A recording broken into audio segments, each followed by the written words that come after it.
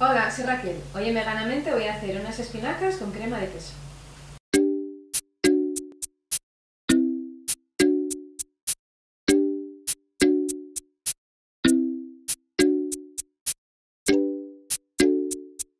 Para hacerlas vamos a necesitar un buen manojo de espinacas, a poder ser ecológicas, y si son tan hermosas como estas, pues mejor.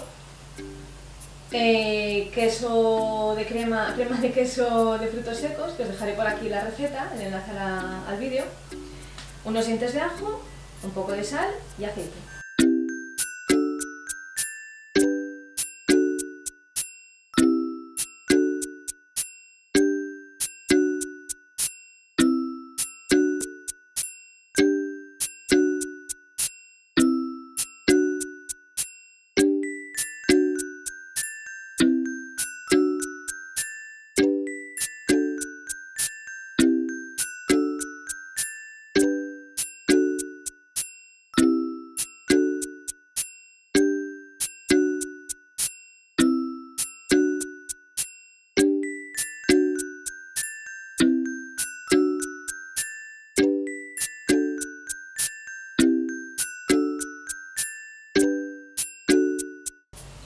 Y aquí lo tenemos, es un plato que la verdad me encanta.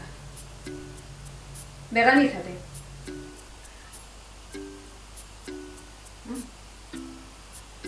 Un plato sano, fácil, sencillo y ligero.